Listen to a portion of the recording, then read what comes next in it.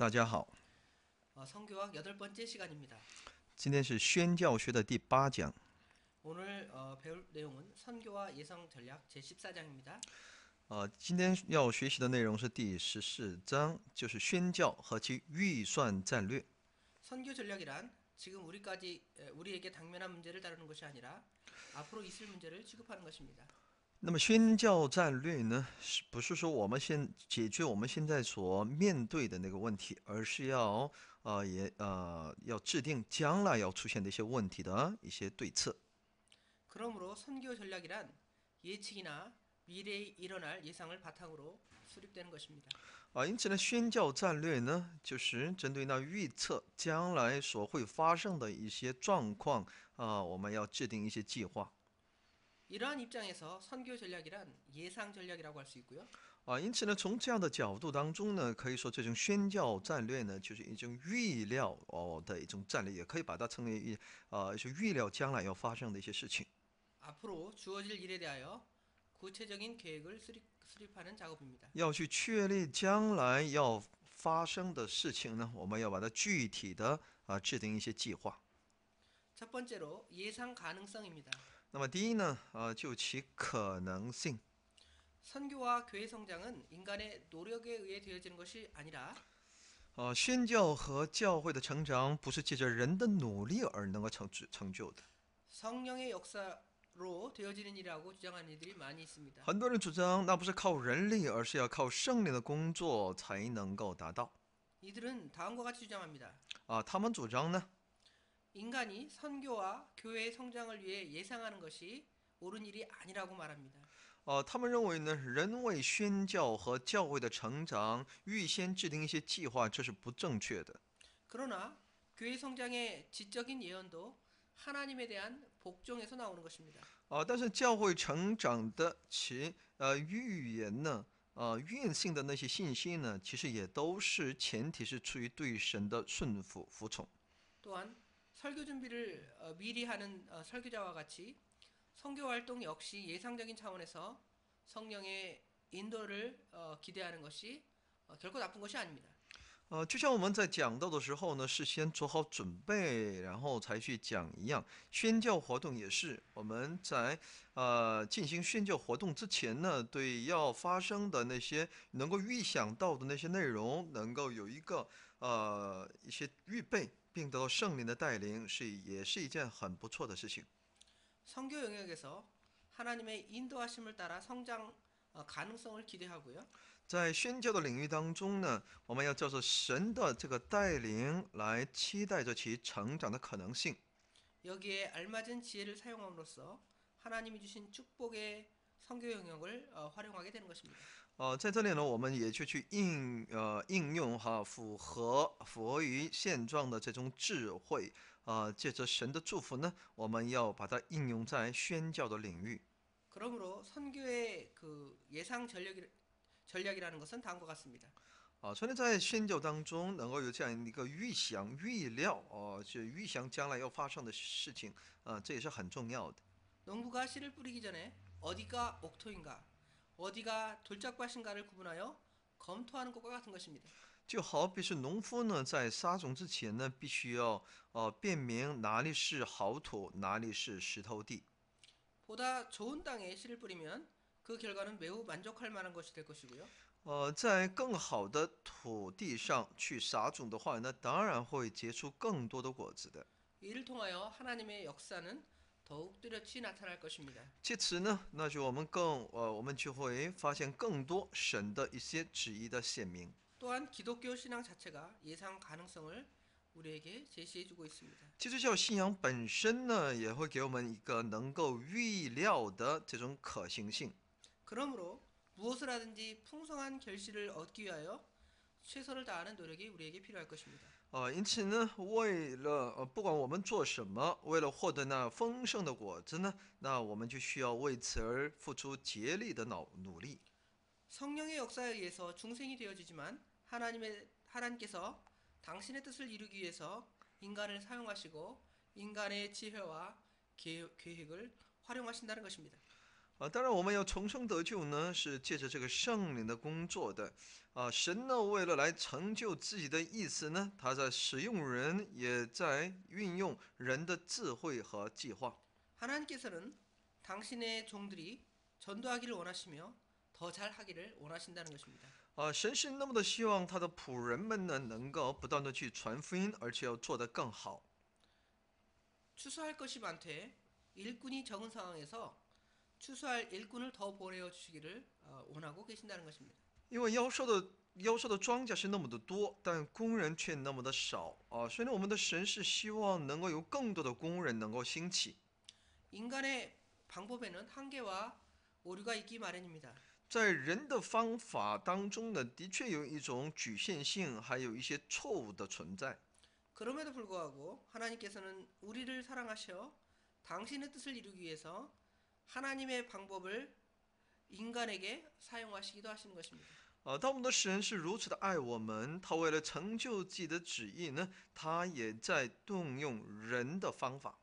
두 번째는 교회 성장과 예상 전략입니다. 那么再一个，我们要了解的是有关教会的成长和其战略。 성교 문제에 있어서 예상 전략이 제대로 구실을 하지 못하고 부정적인 반응을 불러일으켜 왔었습니다.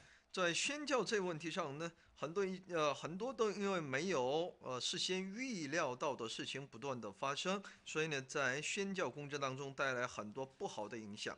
그래서 많은 사람들은 선교에 있어서 예상 전략이 과연 필요한 것인가 하고 의문을 제기하기도 합니다. 因此呢，很多人呢就产生一种疑问就是这种预期战略在我们的宣教当中真的那么重要吗？ 그럼에도 오늘날 교회 성장학파의 노력에 의해서 이 이론이 많은 결실을 거두게 됐고요. 但今天的教会呢，也因着这成长学，主张这个成长学的人们，他们的一些努力这些理论呢，的确也开始结出很多的果子来了。 또 예상 전략에 의한 교회 성장 이론을 계속하여 발전시켜 나가고 있기도 합니다. 也这种预料的战略呢，在教会成长理论上呢，也在不断的发展着。 예상 전략에 대한 결실이 뚜렷하게 사실은 규정되기 어렵습니다. 针对这种预料其以后所要发生的事情，要制定一些战略呢，因为我们很难以对它有一个定性。 그럼에도 여기서 우리가 추정할 수 있는 몇 가지가 있습니다. 但在这里还是有我们应该去分享的一些内容。 그 내용은 다음과 같습니다. 我们的其内容如下： 첫 번째로는 교회의 성장률입니다. 第一呢是教会的成长率。 어느 지방에 있는 한 교회가 성장한다면 그 지방에 있는 다른 교회도 성장할 수 있는 가능성이 있는 겁니다. 在一个地区，当一间教会成长的时候呢，那么当地的那些其他的教会也有可能性随着一起成长。 교회 성장률을 도표로 그리면 그 교회가 어느 정도 성장했는지를 확실히 우리가 알 수 있습니다. 我们借着其一个发展它的成长图表的话呢，我们借着这个图表呢，就能够看到在每个阶段这个教会成长的一些情况。 그러므로 이미 성장한 교회가 계속적으로 성장하기 위하여 그 교회를 지원하는 방안이 강구되어져야 하는 것입니다. 因此呢，一个在成长了的一个教会呢，也就需要有一些新的一些方案来寻求如何持续性的成长。 그러므로 그 교회가 어느 정도 성장하였는가, 또 성장한 이유가 무엇인가 이런 것들을 고려하는 것이 특별히 우리에게 필요한 것입니다. 那么教会成长到什么一个程度成长的能够成长到这么一个程度的理由是什么？在这方面呢，我们都应当特别的来考虑。 그 지방의 교회가 성장하고 있느냐 하는 문제를 고려하고 상상하지 못한다면 如果我们不去思考这个教会成长的理由所面对的问题的话呢， 그 이유가 어디 있느냐 하고 관심을 우리가 기울여야 할 것입니다. 那我们对我们教会的持续成长是有妨碍的，所以我们要不断的去寻找那理由，为什么会出现这些问题。 교회 성장의 예상 전략을 수립함에 있어서 우리는 타 교회의 신뢰를 정확하게 관찰하는 것이 무엇보다도 중요할 것입니다. 在确立教会成长的这个预料战略的时候呢，我们应当更多的来借鉴其他教会的一些例子，并观察是很重要的。 두 번째는 사회적인 요인입니다. 第二是社会因素。 사회가 급속하게 발전하여 새로운 형태로 날마다 번영하고 있습니다. 社会呢不断的急速的发展，不断的变成一个不断的会有新的形态的出现。 여기에 따라서 선교도 형태가 변하기 마련입니다. 随着呢其宣教的形态也在不断的改变。 새로운 상황을 대처하기 위한 이 선교의 노력은 많은 사람들에게 그리스의 복음을 보다 효과적으로 전달하는 방법을 모색하게 합니다. 为了去对应那新的状况呢，很多人呢也在宣教这方面呢付出了很大的努力，为了能够在传基督福音当中能够更加有效的能够传递。 새로운 사업이 그 지역의 경제 구조를 변화시키고 도시화 현상이 일어나게 된다면 개개인의 생활에도 변화가 일어나기 쉬울 것입니다. 那么新的产业在当地，就可以改变其当地的经济结构，而且在那里，会形成一个城市化的这么一个现象，对每一个个人的生活呢，也会带来很大的变化的。 그러므로 주민들이 복음을 수용하고 복음의 교훈을 따라 삶의 방법을 모색하는 것이 무엇보다 귀중한 것입니다. 因此呢，居民们呢，能够接纳这个福音，并借着福音的教训去生活，去寻求这种方法是很重要的。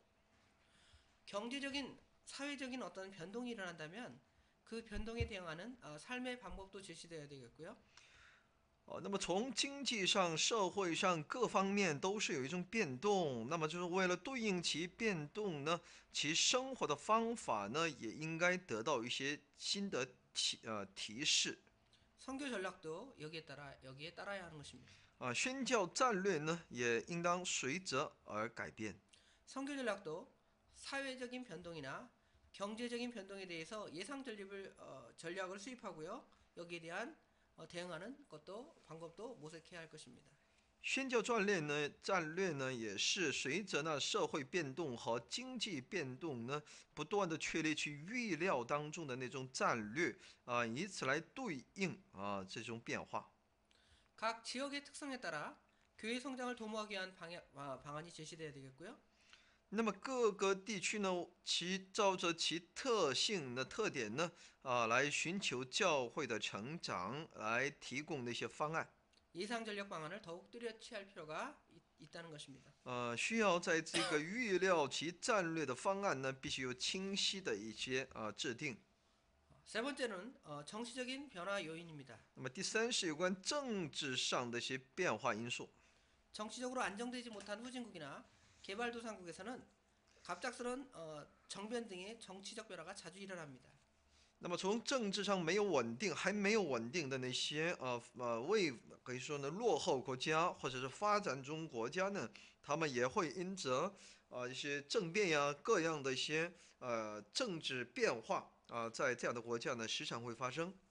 이러한 변화는 선교 예상 전략에 대해 큰 자극제 역할을 하게 되고 这样的变化呢，对我们的一些宣教对象进行制定预料战略的时候呢，的确其产生的影响是很大的。 변화로 인해서 생긴 난민들은 복음 선교의 옥토구치를 또한 하게 되는 것입니다. 因着变化，他们当地政治变化的这种原因所产生的那些难民呢，在我们福音宣教的过程当中，也有可能成为好土。 정치적인 변화를 겪은 주민들은 복음에 대해서 수용적인 태도를 취하게 됩니다. 那么经历其政治变化的居民们呢，他们对福音会持有一个接纳的这么一个态度。 그들이 당면한 모든 문제를 복음의 수용으로 극복하고 위로를 받으려고 노력합니다. 他们会把自己所面对的这个问题呢，想要借着这个福音的手段呢，又想要得到安慰并克服。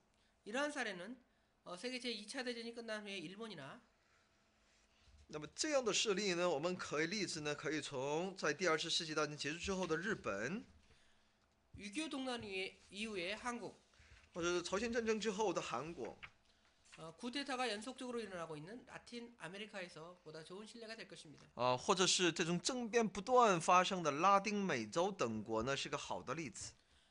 정치적인 변화 속에 예상 전략은 보다 더 구체화될 수가 있습니다. 在政治变化当中，其预料当中的这种战略呢，会变得更加具体化。 선교에 있어서 예상 전략이라는 말은 복음 선교의 방안을 보다 더 구체화하는 것입니다. 在宣教当中，这种预料当中的战略制定呢，在我们的福音宣教方案里面，必须要把它具体化。 즉 복음을 보다 많은 사람에게 전달하기 위해서 선교 전략을 수립할 필요가 있다는 것입니다. 也就为了把这个福音给那更多的人传递，这就需要我们树立起宣教战略。 과학 문명의 발달은 많은 사람들에게 복음을 전하기 위해서 선교 전략 분야에 있어서 새로운 자극을 가져다 주기도 합니다. 那么科学文明的发达呢，在其宣教战略这一方面呢，的确带来很多刺激，新的刺激。 과학적인 기술 처리를 위해서 자료의 수집과 정리에 보다 나은 방안이 제시되고 있습니다. 科学技术的因着一些发达和他们的处理能力的提高呢，使我们那些收集资料、整理等方面呢，带来很多方便。 컴퓨터의 발달은 선교 전략의 자료 처리에 획기적인 계기를 마련해 주었고요. 那么，这电脑的发达，电脑技术的发达呢，对其宣教战略当中处理资料这方面呢，给我们带来的决定性的一些改变。 여기서 처리된 그 자료를 통해서 복음 확산에 보다 나은 결과를 제공해 주고 있습니다. 针对在这里所处理的那些资料呢，那么对以后的福音的扩散呢，帶來了很多好的结果。 어느 지역을 선정하고 또 그 지역에 합당한 그 일꾼을 파송하고 또 이들을 성공적으로 일할 수 있게 하기 위해서는 이들에 관한 자료들이 조사되어져야 합니다. 说选定什么样的地区，然后在这地区又差派什么样的一个合格的人员，如何让他们能够成功的去从事那些工作，有关这些方面呢，都必须这些资料呢，必须提前要调查。 이렇게 조사되어진 자료들을 유용하게 활용함으로써 각 계층에 알맞은 선교 전략을 수립할 수 있겠습니다. 如此所进行并获得的这些材料呢，就能够活用在我们的一些工作当中，让我们知道当如何更加有效的针对那每一个阶层的人进行制定宣教战略。 한 지역의 문화적 특성과 배경을 면밀하게 관찰하고 연구함으로써 我们可以去研究一个地区的文化特性和其背景，要进行观察研究。 복음 선교의 효율적인 방안을 제시해 주고요. 因为在福音宣教当中，我们要提示其有效的方向。 이를 인하여 선교 예상 전략 수립이 가능하게 되는 것입니다. 为此就使得那宣教的一个预先的制定其战略，是变得可能。 예, 다음으로 제 15장입니다. 然后是第15章， 제 15장은 집중 전도와 심층 전도에 관한 내용입니다. 集中性的传福音和深层次的传道。 현대 선교학에서는 이 집중 전도와 심층 전도라는 용어를 많이 사용하고 있습니다. 那么现代宣教神学呢，经常使用这个集中传道和深层次的传道这个用词。 이 용어들은 1960년대 이후에 일어난 선교의 새로운 경향을 나타내는 말입니다. 这些词汇呢是在1960年代以后，有关在宣教这方面所出现的一些新的词汇。 그리고 이것은 많은 사람에게 새로운 자극을 불러주는 그러한 용어입니다. 给更多的人一个新的刺激的这么一个词汇的。 그럼 먼저 전도의 개념에 대해서 살펴보도록 하겠습니다. 那么首先我们来了解一下传道的概念。 전도와 선교의 문제를 취급하는 데 있어서 가장 먼저 해결해야 할 부분은 바로 전도의 정의입니다. 有关在传道和宣教的问题，当我们提起这些问题的时候，首先我们应当解决的是、了解的是有关传道的定义。 전도가 무엇이냐라고 하는 문제에 대해서 굉장히 등한시하는 그러한 경우가 많이 있습니다. 很多人的经验是，当他们提到什么是传道的时候呢，他们对这个传道不是有很多的一个表现是不是那么太看重。 그 이유는 다음과 같은데요. 其理由是什么呢？ 전도에 대해서 너무 잘 알고 있기 때문에 새삼스럽게 새로 무슨 전도에 대해서 정의할 필요가 없다라는 그러한 견해 때문입니다. 他们主张呢，因为对传道呢实在是太了解了，所以呢没必要再对其传道呢有什么一些定义的理解。 전도가 무엇이냐라는 전도의 정의에 대해서 마이클 그린이 그의 저서에서 초대교회와 전도라는 제목으로 그의 책을 썼는데요. 여기에서 성경적인 전도를 규명했습니다. 那什么是传道？针对这一次性呢，这个问题呢，有个叫 Michael Green 由他在自己的所写的一本书当中呢，他主张呢，也就是说呢，他认为呢，初期教会的传道呢是最为符合圣经性的一种传道。 전도라는 것은 세 가지로 표현되어 줄 수 있는데요. 传道呢可以从3个方面把它表现出来。 첫 번째로는 좋은 소식을 전하다. 那么第一呢是要传递的好消息， 두 번째로는 선포하다. 第二是宣告， 세 번째로는 증거하다라는 의미를 가지고 있습니다. 第三是见证，有这么个意思。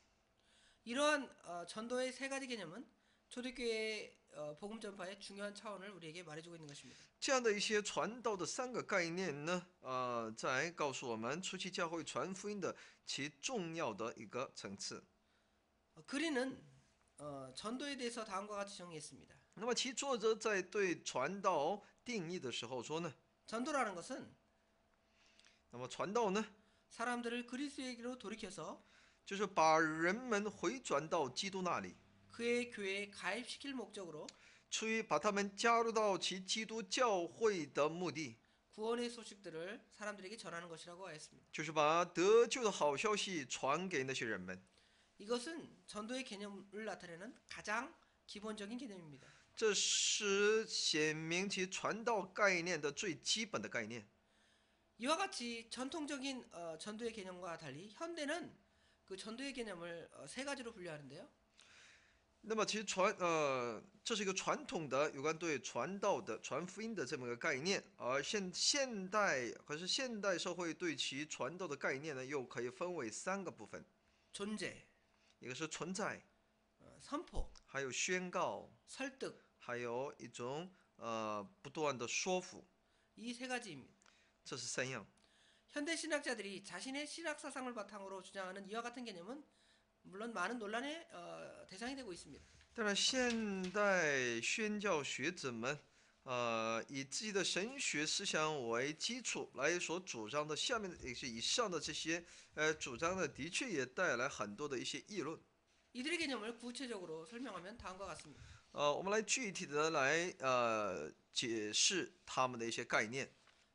첫 번째는 존재입니다. 那么第一是存在， 신자의 존재의 문제가 지난 10여 년간 성교학 분야에서 많은 논의의 대상이 되어 왔습니다. 信徒的存在这个问题呢，在过去10多年间，在其宣教学这个领域呢，的确成了他们争论的一个对象。 이 개념을 주장한 사람들은 프랑스의 예수의 선교사인 찰스 포칼드와 那么主张这一概念的人们呢，是法国耶稣会宣教士查尔斯， 프랑스의 정치신학자 자크 에를 등입니다. 还有法国的政治神学家扎克埃尔。 1965년 세계학생연맹은 학생 세계라는 잡지를 통해서 이 말을 널리 소개하였습니다. 在1965年，世界学生联盟呢，接着借着那学生世界这样的一个杂志呢，把这样的信息开始传递。 또한 화해를 주장하는 신학의 유파에서는 在一个主张和解的这种神学派别呢， 신자의 존재는 전도의 기본적인 형태다라고 규정을 하고 있습니다. 他们主张呢，信徒的存在就是传道的最基本的形态。 세계 학생 연맹 보고서에서 在世界学生联盟报告书当中， 복음화, 증거, 선교라는 용어는 더 이상 학생들에게 통용되지 않는다라고 주장을 했습니다. 在这报告书当中，他们主张呢，福音化、见证、宣教这些词汇呢，不再适合于这些学生，也就不应该再通用了。 즉 일방적인 전달은 위압적이고 개성을 파괴하는 것이기 때문에 他们主张呢，因为单方面的传递呢，是一种高压性的，是在破坏对方的个性的行为。 올바른 전도의 형태가 아니라고 비판을 하고 있습니다. 他们批评这不是一个正确的传道形式。 신자의 존재를 강조하는 사람들에게 있어서 再去针对那些强调信徒存在的那些人呢， 선교의 목적이 제자를 삼는 데 있다라는 것은 전혀 논의조차 하지 않고 있습니다. 因为宣教的目的是在于去建立更多的门徒，这一点上呢，他们根本谈都不想去谈。 이들의 주장에 따르면 针对他们的主张呢， 교회의 첫 번째 목적이 많은 사람이 예수를 믿게 하는 것이 아니라는 것입니다. 他们主张教会的第一个目的呢，不是为了使更多的人信耶稣， 오히려 사람들이 예수님을 알고 자신을 알아서 비인간화에 맹렬히 투쟁하는 것이라는 것입니다. 反而呢，人们认识耶稣之后呢，又开始认识自己了嘛，所以呢，就是与自己的一种征战当中。 그래서 마귀와 세례에 대해서 대항하여 소외된 자를 찾고 있다는 것입니다. 마귀.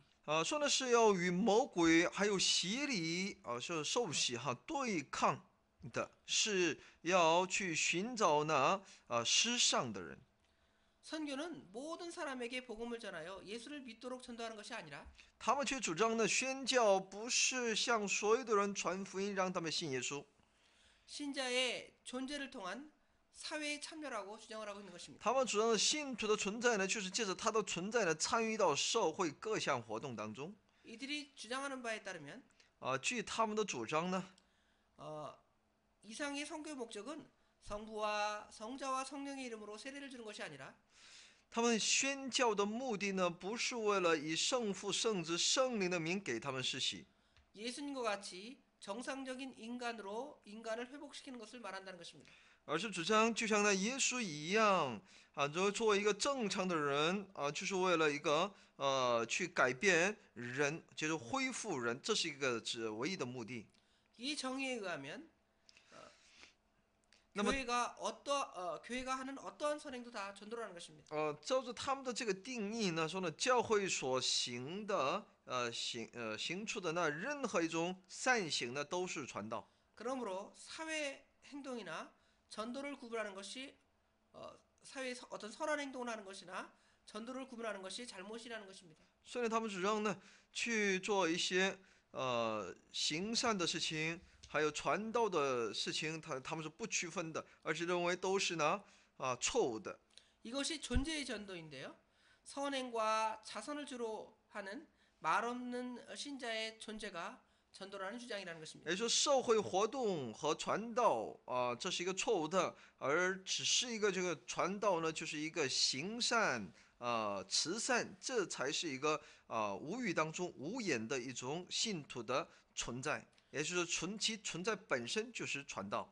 이러한 주장은 많은 문제점들이 내포되어 있습니다. 这样的主张呢，里面有很多的问题的出现。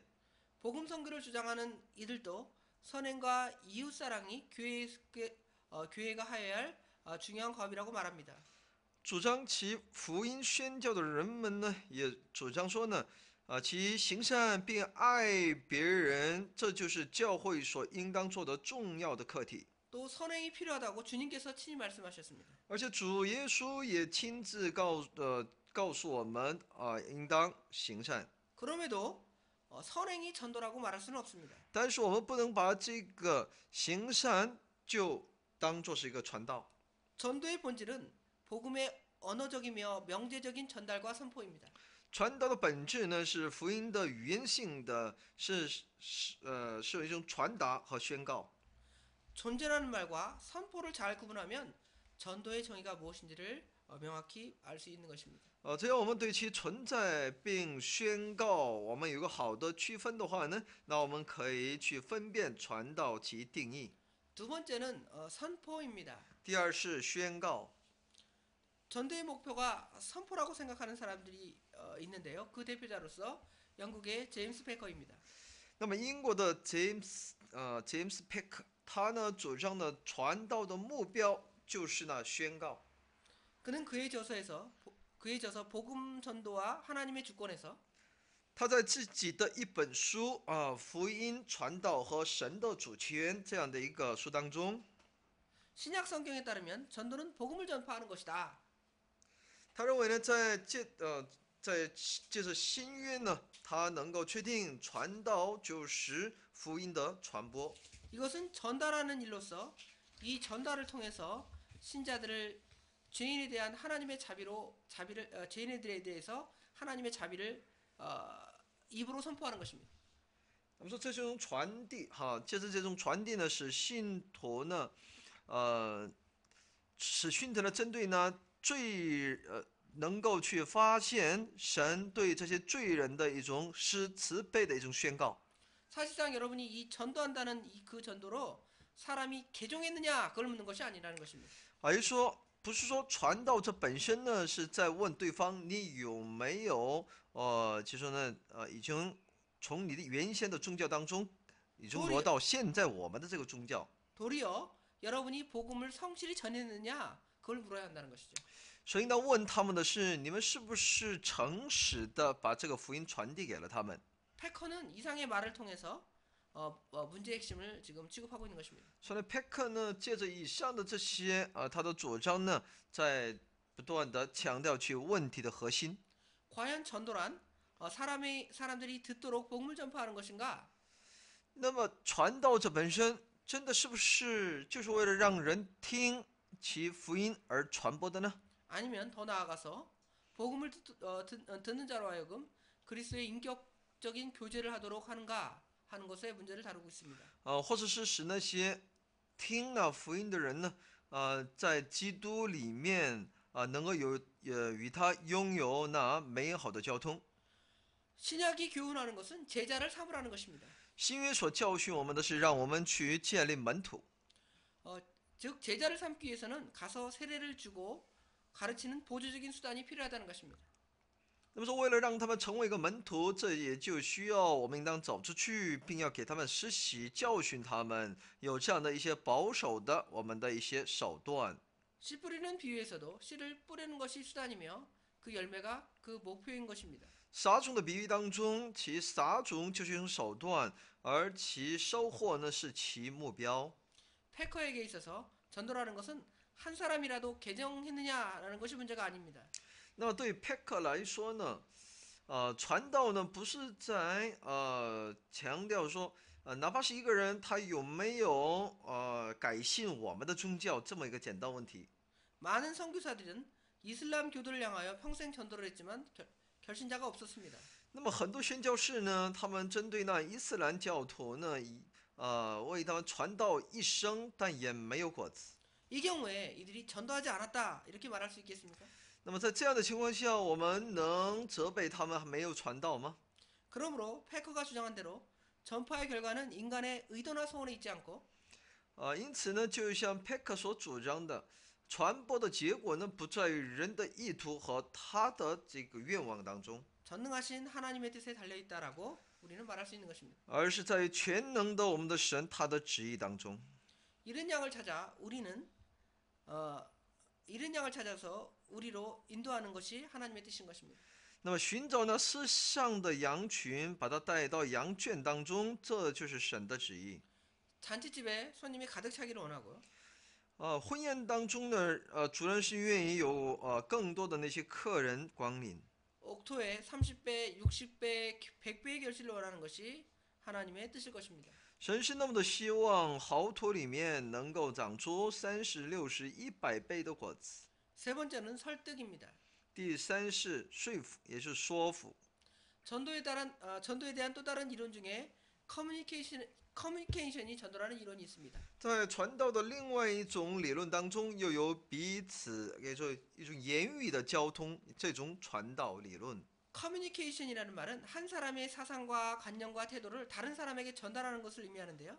communication 就是一种交通，它是说呢，把一个人的思想和观念还有态度呢传递给别人。 이것은 본질적으로 교육과 동일한 의미를 나타내고 있습니다. 这种本质上呢，跟我们教育时拥有一样的意思。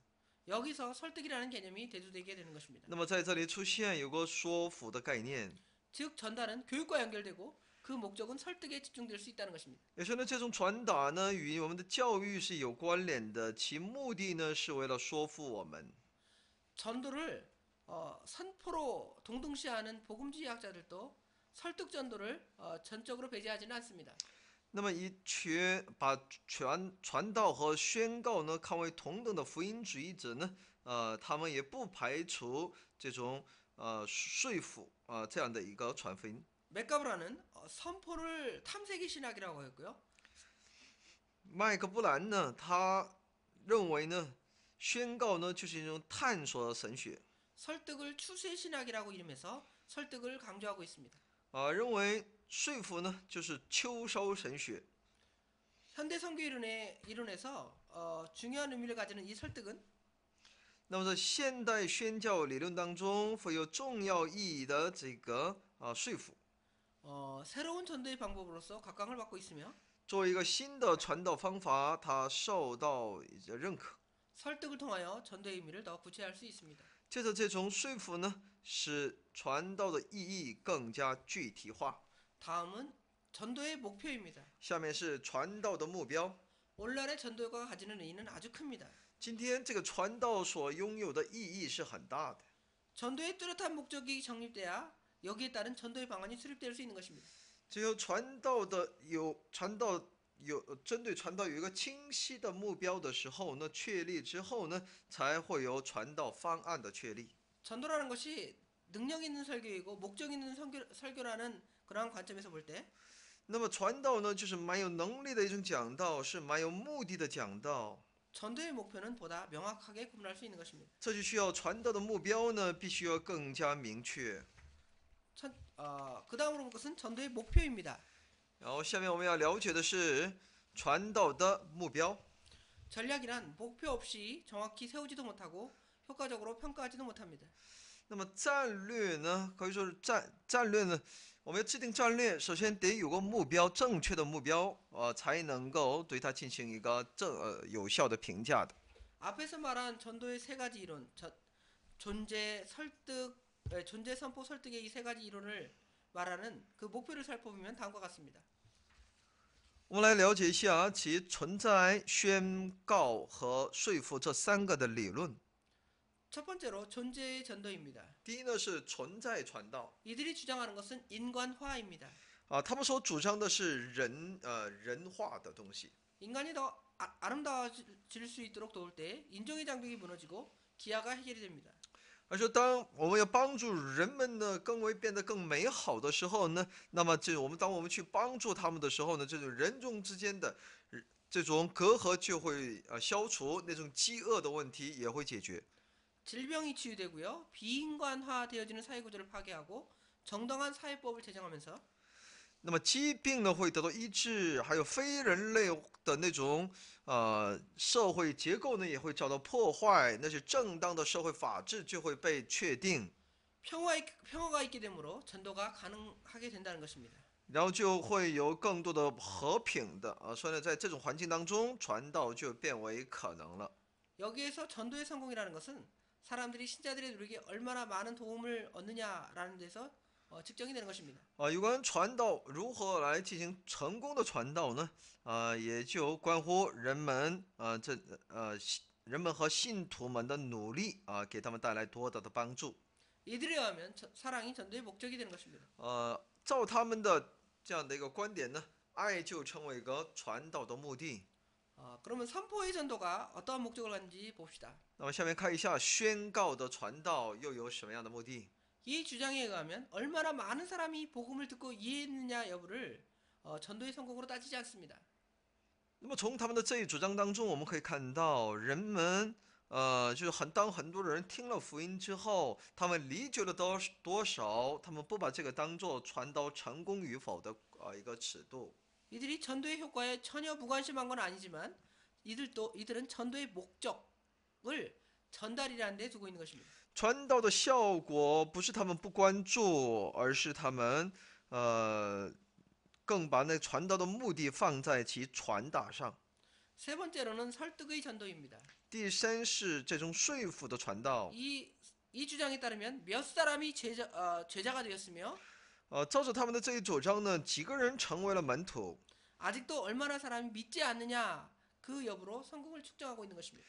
还有多少人还不信与否来决定其成功的尺度。 여기서는 개종이 전도의 목적이 되는 것입니다. 在这里就是让那些原先不信的信主呢，这就是他们传道的目的。 다음으로는 현대의 전도 운동에 대해서 몇 가지를 살펴보도록 下 하겠습니다. 面我们要了解一下现代的传道运动。 1960년대 이후로 사회적인 변화가 격심했습니다. 1960年代以后呢，社会有巨大的变化， 기독교 안에서도 많은 변화가 생기기 시작하였습니다. 在基督教里面也出现很多变化， 그리고 대대적인 전도 운동이 일어나기 시작하였습니다. 也开始形成大规模的传道运动。 1960년대 이후로 일어난 전도 운동의 큰 물줄기를 보면 다음과 같습니다. 1960年以后所发生的大的一些传道运动，我们可以看如下。 첫 번째로는 맥가브란의 교회 성장 운동입니다. 那么第一是 맥가브란드 他的教会成长运动。 맥가브란은 성교학 분야에 있어서 교회 성장 신학을 형성한 시발자입니다. 麦卡布兰呢，在其宣教学领域呢，主张其教会成长神学的一个开创人。 그는 1960년 오레곤주 유진에 있는 노스웨스턴 기독교 대학에서 교회 성장 연구원을 설립했습니다. 他在1960年呢，在俄勒冈州的一个城市的基督教大学里面呢，建立了教会成长研究院。 그리고 1965년에는 플러 신학교에 선교 대학원과 교회 성장 연구원을 설립했습니다. 在1965年呢，在富勒神学院的神学大学院里面，他建立了教会成长研究院。 그리고 그곳을 새로운 선교 연구와 저술의 본부 구실로 삼았습니다. 让它成为新的宣教研究的一个本部。 다음으로는 슈트라찬의 심층 전도 운동입니다. 下面是슈트라찬他的一个深层传道运动。 그는 남아메리카 선교부 총무로 있는 他是在南美，他是针对那南美的宣教。 케니스 슈트라찬이라는 인물인데요. 他叫 케니스 슈트라찬。 그는 심층 전도 운동을 개발시켰습니다. 他所开发的运动就是深层传道运动。 그는 1961년 니카라과에서 이 운동을 전개했습니다. 在1961年呢，他在尼加拉瓜展开这一运动。 그 이후에 남미 각지에 이 운동의 지부가 설립되어서 새로운 전도 운동이 이렇게 방향을 모색하고 있습니다. 然后后来在南美各地呢，他建立这一运动的支部来去进行新的传道运动。 다음은 빌리 그레함의 대중 전도 운동입니다. 然后再一个是빌리 그레함他的一个大众传道运动。 대중 전도가인 빌리 그레함은 세계 각지에서 전도 운동을 전개하였습니다. 那么他呢，在世界各地呢展开了传道运动的。 그 결과는 아주 괄목할 만한 것이었습니다. 其结果呢是令人刮目相看。 1966년 그는 베를린 세계 전도 대회를 개최했고요. 1966年呢，他主办柏林世界传道大会。 1974년 스위스 로잔에서 세계 전도 회의를 개최하여 복음 확산 운동에 큰 공헌을 하였습니다. 1974年在瑞士的罗赞他开了世界传道大会，为福音的扩散他立了很大的功劳。 이상에서 말한 이 세 사람 외에도 전도 운동에 현대 전도에 큰 공헌을 하는 사람이 많이 있습니다. 以上三位以外呢，在其现代传道工作上呢，也有很多做过很多贡献的人。 그러나 우리가 대표적으로 본 이 세 사람이 대표적인 인물들입니다. 但这三位呢是代表性的人物了。 세 번째로 볼 것은 집중 전도입니다. 第三个我们要看的是集中传道。 집중 전도는 조지 피터가 구체화시킨 것입니다. 集中传道是乔治比特由他来具体化的。 또한 이것은 전도 운동의 새로운 형태가 되기도 합니다. 这也成为呢传道运动的新的形态。 이것을 구체적으로 살펴보겠습니다. 我们来具体的了解一下。 첫 번째로는 집중 전도의 목적입니다. 那么第一是集中传道的目的。 집중 전도의 목적은 那么集中传道的目的呢？ 지구상에 있는 모든 사람들과 사회 각 계층에 속한 가정, 개인을 막론하고 말과 글로써 복음을 전하는 것입니다. 就是针对那地球上的所有的人，还有社会各阶层的，不管是家庭或者个人呢，要借着话语一种言语或者语言的文字呢，给他们传福音。 이것은 모든 사람에게 복음을 전하라는 그리스도의 명령을 역사적인 시도하는 심층전도로 구성됩니다. 这就是要去实现向所有的人传福音的基督的命令，更深层次的一种传道。 두 번째로는 집중전도의 수단입니다. 第二是这种集中传道的手段， 집중전도의 수단은 과거의 교회 내향주의를 탈피하고요. 它集中传道的手段呢，去掉了过去教会内向主义的这种观点， 다이나믹한 복음적 외향주의로 바꾸는 것입니다. 那它就改变成一个非常一种能动的这种外向型的外向主义的这种福音传递方法。 집중전도는 교회가 유일한 전도의 장소라고 생각하지 않습니다. 集中传道呢，不认为教会就是唯一的传道的一个场地， 또한 교회는 전도 집회만이 전도의 시기라고 말하지 않습니다. 也不主张教会只有传道集会才是传道的唯一的手段。 집중전도는 그리스도의 효과적이고 능동적인 전도가 되도록 모든 신자를 동원하고 훈련시키는 것입니다. 那么集中传道呢，就是要把有效的能够把基督的这种把基督能够有效的能够给传递。 온 세계를 복음화시키기 위해서 교회당 밖에서도 우리가 무슨 일을 해야 한다는 것입니다. 而且不断的去培训、栽培那些信徒，要为了那全世界的福音化呢，教堂以外、教会以外的环境当中，也照样可以进行。 다음으로는 집중전도의 시기입니다. 下面是集中传道的时期。 이 집중전도의 시기는 다른 협조하는 교회와 사전에 계획된 시간을 따릅니다. 这一传道时期呢，就需要与那些其他的教会事先有一些协助这种计划。 이렇게 함으로써 정신의 통일과 깊은 화목을 가져오게 되는 것입니다. 借着这样的方法呢，就会带出精神的统一和其和睦。 협력과 협동은 집중전도의 영향을 온 땅에 미치게 하는 것입니다. 这种协力呢的这种集中传道呢，会产生影响，其影响面是很广的。 다음은 집중전도의 범위입니다. 下面是集中传道的范围。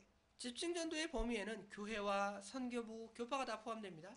那么集中传道的范围里面呢，包括教会宣教部和教派都包括在里面。 이들은 복음전도의 사업을 서로 협동하면서 그리스도의 몸이 된 하나를 나타내고요. 他们在其传福音传道过程当中要彼此协力不断地显明在基督里是一体的这么一个精神。 전도를 강화시켜서 가능한 신자들을 다 참가시키고요. 不断地强化这传道，让那些一切有可行性的人信徒都参与。 교회와 사회에 대한 가능한 영향력을 행사하게 되는 것입니다. 让他们行使针对教会和社会的一切可行性的影响力。 다섯 번째로는 집중전도의 착상입니다. 第五呢是集中传道的能够生根。 이 전도의 방법은 과거의 것을 그대로 답습한 것이라고 평가를 받는 한편 那么这种传道方法呢，有些人可能说这是沿袭了那过去的方法。 또한 혁명적이라는 평가를 받기도 합니다. 也有一些人主张这是革命性的。 심층전도는 새 전도 전략을 창하는 것이지만 전혀 새로운 것이 없다고 한 슈트라찬의 말과 같이 이것도 전례적인 것을 바탕으로 하지만 20세기 후반에 있어서 전도의 책임을 각성케 하는 각성제구시를 하기도 했습니다. 那深层传道呢，作为一个新的传道战略，为此制定新的传道战略而制定的。虽然他有些人主张他没有一些新的东西在里面，但就像那슈特拉찬所讲的，这也是基础是放在传统的这种背景当中，但在20世纪后半叶，其主张在让我们认识其传道的责任和明白其重要性这方面呢，的确给我们提供了非常好的借鉴。 오늘은 여기까지 공부하도록 하겠습니다. 今天我们学习到这里， 감사합니다. 谢谢大家。